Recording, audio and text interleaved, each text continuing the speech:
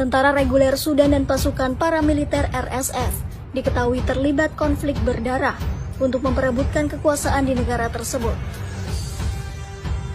Pada Selasa 18 April 2023, pertempuran antara tentara Sudan dengan RSF menewaskan sedikitnya 185 orang dan melukai lebih dari 1.800 orang. Di tengah kecamuk konflik yang terus memanas, muncul dugaan bahwa tentara bayaran dari Rusia bernama Grup Wagner telah ikut campur dalam bentrokan berdarah di Sudan. Kepala Departemen Riset Perdamaian dan Konflik di Universitas Uppsala Ashok Swain menyebut bahwa Wagner Group sangat mungkin terlibat dalam konflik di Sudan. Keterlibatan Grup Wagner dalam konflik di Sudan diduga menjadi upaya dari kelompok tentara bayaran tersebut untuk mempertahankan kehadirannya dan melindungi kepentingan bisnisnya yang besar di Sudan.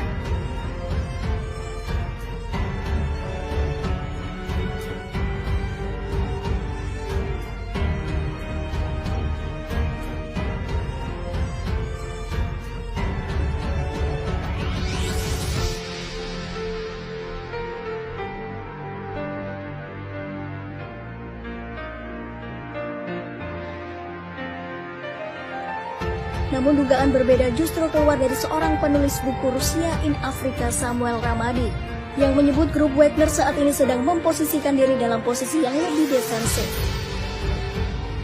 Menurut Samuel, Rusia tidak akan memberikan lampu hijau kepada Grup Wagner karena mengikuti jejak negara lain seperti China dalam menyerukan deeskalasi di Sudan.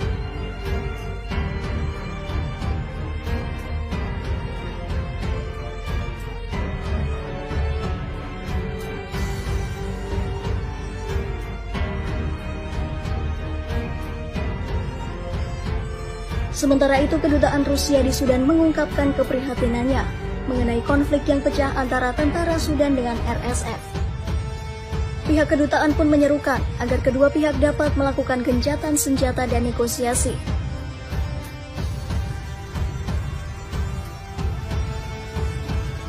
Grup Wagner sendiri dilaporkan mulai mengerahkan tentara bayarannya di Sudan pada masa pemerintahan mantan Presiden Omar al-Bashir pada 2017.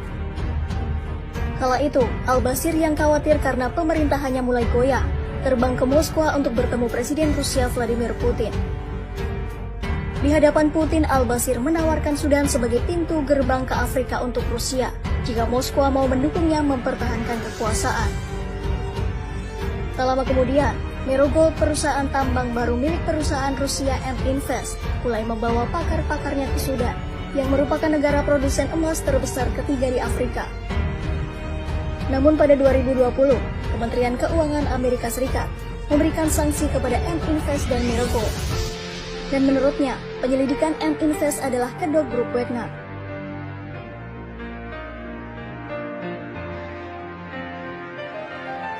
Grup Wagner baru-baru ini menjalin hubungan dengan RSF dan komandannya Jenderal Mohammed Hamdan Dagalo.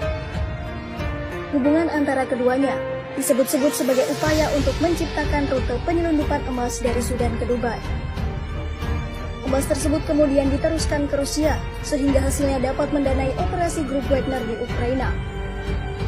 Sedangkan pada awal 2022, sehari setelah Rusia melancarkan invasi skala penuh ke Ukraina, Dagalo diduga terbang ke Moskwa, membawa fase baru dalam hubungan RSF dengan Grup Wagner.